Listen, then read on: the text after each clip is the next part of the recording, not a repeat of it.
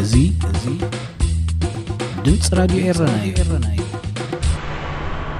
ላዕለዋይ ቤት ምክሪ ቤጃ ናጽነት ዝጠልብ ርእሰ ውሳኔ ምብራቕ ሱዳን ክውጅ ምዃኑ ጠንቂቑ። ኢትዮጵያ ናብ ሶማል ተወሳኺ ሰራዊት ኣዋፊራ። ሰራሕተኛ ትዊተር ነበር ብስዑድ ዓረብ ተቖፂሩ ክስሊ ምጽንሑ ተቓሊዑ። ኣርስታት ዜና ክትከታተሉ ጸኒሕኩም ክቡራት ሰማዕትና ዝርዝራቱ ይቕጽል። መንግስቲ ሱዳን ናብ 2020 ዝተበጽሐ ስምምዕ ምብራቕ ሱዳን ኣብ ውሽጢ 4 ተዋርሕ ከተግብሮ እንተዘይጀሚሩ ብናዚር ዝፍለጥ ላዕለዋይ ቤት ምክሪ ቤጃ ርእሰ ውሳኔ እቲ ዞባ ክእውጅ ምዃኑ ጠንቂቑ። መራሕ ናይቲ ባይቶ ወይ ናዚሪ ሰይድ አልአሚን ጣሪቕ ላዕለዋይ ባይቶ ቤጃ ካብቲ ኣካል ናይ 2020 ስምምዕ ጁባ ዝኾነ ውዕል ምብራቕ ሱዳን ከም ዝሰሓበ ኣብ 28 ሓምለ ኣብ ከሰላብ ዘካየዶ ጋዜጣዊ መግለፂ ፍሊጥ እዩ። ናዚሪ ቤጃን ላዕለዋይ ወኪል ሃደንድዋን ዝኾነ ሰይድ ጣሪቕ ኣብ መንጎ ሰበስልጣናት ካርቱምን ወከልቲ ምብራቕ ሱዳንን ኣብ ከተማ ሲንካት ዝተበጽሐ ስምምዕ ሓዲዱ ስሒቱ ከም ዘሎ ብምዝኽኻር መንግስቲ ኣብ ውሽጢ 4 ተዋርሕ ንምትግባሩ ተበግሶ ክወስድ ጸዊዑ። እንተዘይኮይኑ ላዕለዋይ ቤት ምክሪ ቤጃ ንናጽነት ምብራቕ ሱዳን ዝጠልብ ኣዋጅ ርእሰ ውሳኔ ከም መሓላልፍ ምዃኑ ነጺሩ።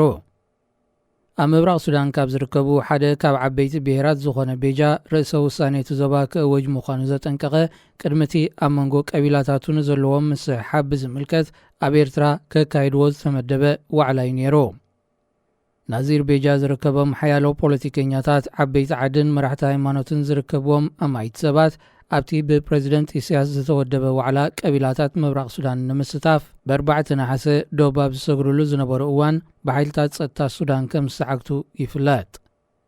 መንግስቲ ሱዳን ኣብቲ ንጉዳይ ምብራቕ ሱዳን ኣመልኪቱ ብኤርትራ ክካየድ ተወዲቡ ዝነበረ ዋዕላ ከም ዘይቅበሎን ከም ዘይሳተፍን ሚኒስትሪ ጉዳያት ወጻእቲ ሃገር ኣነጺሩ እዩ። ኢትዮጵያ ካብ ኣሸባብ ንዝገጥማ ዘሎ ተደጋጋሚ መጥቃዕትታት ንምክልኻል ናብ ሶማል ዞባ ጌዶ ተወሳኺ ሰራዊት ከም ዝለኣኸት ተሓቢሩ።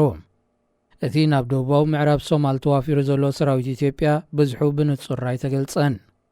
ኣመሓዳሪ እቲ ዞባ ዓሊ ዓብደላ ዩሱፍ ንድምፂ ኣሜሪካ ብዛሃቦ ሓበሬታ ብዝሒ ናይቲ ዶብ ሰጊሩ ኣብ ከባቢ ከታም ደሎው ዓስኪሩ ዘሎ ሰራዊት ኢትዮጵያ ኣሳት 2,000 ከም ዝበጽሕ ጠቒሱ። ላዕሎት ኣዘዝቲ ሰራዊት ኢትዮጵያ ኣቐዲሞም ብዛዕባ ጸጥታ ዶባት ብዝምልከት ምስ ኣመሓደርቲ ናይቲ ዞባ ንምምይያጥ ናብ ጌዶ ከም ዝኣተዉ ክሕበር ጸኒሑ እዩ። ኣሸባብ ዶባት ኢትዮጵያ እናጣሕሰ ተደጋጋሚ መጥቃዕትታት ክካይድ ይርአ ስለ ዘሎ ኢትዮጵያ ኣብ ዘዋስና ከባቢታት ናብ ውሽጢ መሬት ሶማል ዝኣተወ ናይ ጸጥታ ዞባ ከተቕውም ከም እትደልያ ተመልክት። እዚ ካብ ዝሓለፈ ሰሙናት ሒዙ ናብ ጌዶ ኣትዩ ዘሎ ሰራዊት ኢትዮጵያ ኣካል ናይቲ ሙቓም ናይ ጸጥታ ዞባ ድዩ ኣይኮነን ኣይተነጸረን። ኣሸባብ ምስ ኢትዮጵያ ኣብ ዘዋስን ከባቢታት ሓይሉ ይኣኻኽብ ከም ዘሎ ኣብ ዝግለጸሉ ዘሎ እዋን ዞባታት ሒራን ባኮልን ጌዶን ኣብ ሓደጋ ወዲቕን ምህላወን ዓሊ ዓብደላ ዩሱፍ ኣረጋጊጹ። ኣብ ዝሓለፈ ቅንያት ኣብ መንጎ ሰራዊት ኢትዮጵያን ዕጡቓት ኣሸባብን ኣብ ዝተኻየደ ብውሕዱ 3 ግጭታት ካብ ክልቲኦም ወገናት ልዕሊ 1,000 ሰባት ከም ዝተቐትልዩ ዝግለጽ። ናይ ሊባኖስን ኣሜሪካን ዜግነት ዘለዎ ኣሕመድ ኣቡ ዓሞ ዝተባህለ ሰራሕተኛ ትዊተር ነበር ብስዑድ ዓረብ ተቖፂሩ ኣብ ስለያ ክነጥፍ ምጽንሑ ተገሊጹ። እቲ ወዲ 44 ዓመት ሰራሕተኛ ትዊተር ነበር ዝነበሮ ናይ ስራሕ ቦታ ተጠቒሙ ዝርዝር መንነት ብስዑድ ዓረብ ዝድለዩ ሰባት ናብ ክፍሊ ስለያ ስዑድ ዓረብ ክልእኽ ከም ዝጸንሐ ተኸሲሱ። ንሱ ንሜድያ ማእከላይ ምብራቕን ሰሜን ኣፍሪቃን ኣብ ዝከታተል ኣሃዱ ትዊተር ኣብ ዝስራሓሉ ዝነበረ እዋን ብሓደ ካብ ላዕለዎት ኣባላት ጸጥታ ወራስ ዓራት መሐመድ ቢን ሳልማን ዝኾነ ባድር አልዓስከር ዝተባህለ ሱዑዳዊ ተቖፂሩ ክስሊ ምጽንሑ ፈደራላዊ ቤት ፍርዲ ካሊፎርንያ ገበነኛ ኮይኑ ረኺብዎ ኣሎ።